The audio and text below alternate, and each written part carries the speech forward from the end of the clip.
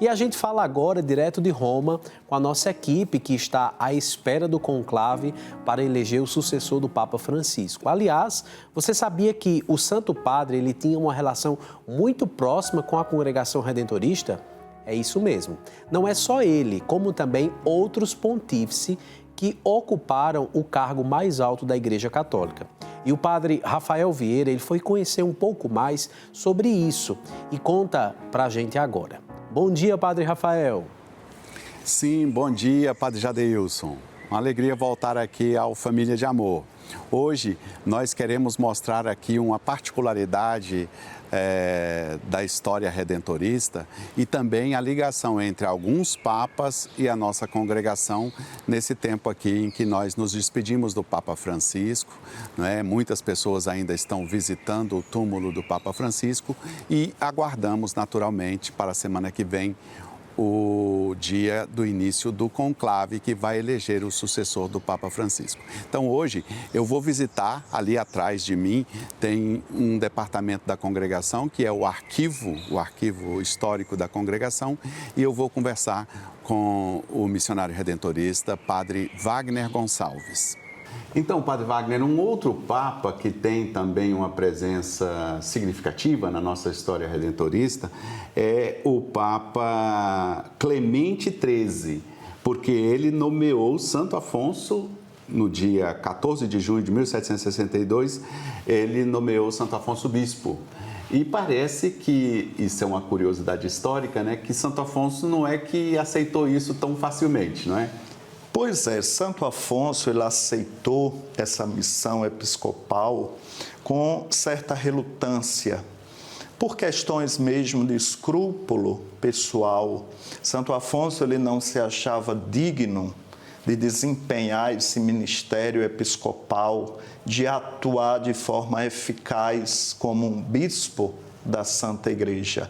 E por isso alegou motivos de saúde, não é? Questões de fragilidade pessoal, de doença, mas com muita insistência, devemos ressaltar isso, ele aceitou a nomeação de uma pequena diocese. Santa Ágata era uma pequena diocese encravada no reino de Nápoles, mas Santo Afonso realmente, digamos, ele tinha medo de não ser digno, né? Medo de não desempenhar com louvor, como realmente ele fez de forma exemplar, né, o seu ministério episcopal.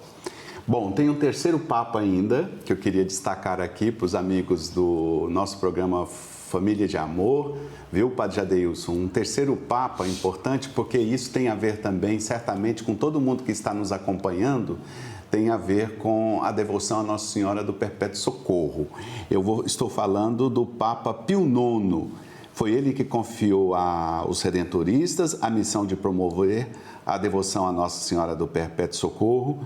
Então eu pergunto para a história da congregação qual a importância desse pedido do Papa para que os redentoristas fizessem a promoção dessa devoção, Padre Wagner. Todos nós conhecemos a grande devoção que Santo Afonso tinha por Nossa Senhora.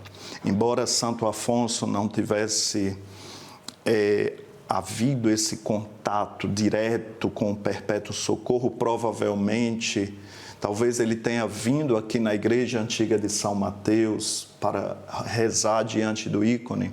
Mas a questão é que Santo Afonso, que havia sido declarado santo alguns anos antes, por Gregório XVI, a entrega do ícone do Perpétuo Socorro para a nossa congregação, os redentoristas, foi importante justamente por conta desse caráter missionário e mariano da congregação. Graças à devoção ao ícone do Perpétuo Socorro, nós podemos otimizar, nós podemos difundir melhor a nossa missão, porque o próprio ícone do Perpétuo Socorro se torna patrono, né? Nossa Senhora do Perpétuo Socorro se torna patrona, padroeira das santas missões. Então, é importante porque através do ícone nós também podemos expandir de forma especial a devoção. Na época que o ícone foi entregue a nós, o Papa recebeu uma cópia do ícone e essa cópia do ícone foi para o quarto, né, do Papa.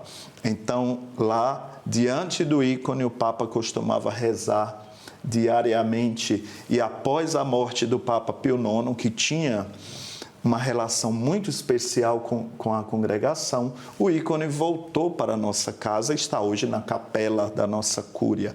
E o próprio Pio IX vai nomear Santo Afonso doutor da Igreja. Então, essa relação entre os redentoristas e o ícone do Perpétuo Socorro, através da mediação de Pio IX, foi para nós, é para nós muito importante, porque hoje nós somos conhecidos em alguns lugares como os padres do Perpétuo Socorro, aqueles que levam, que portam essa imagem tão amada, não apenas pelo povo brasileiro, povo italiano, mas por todo o mundo, da Mãe de Deus, a boa Mãe do Perpétuo Socorro.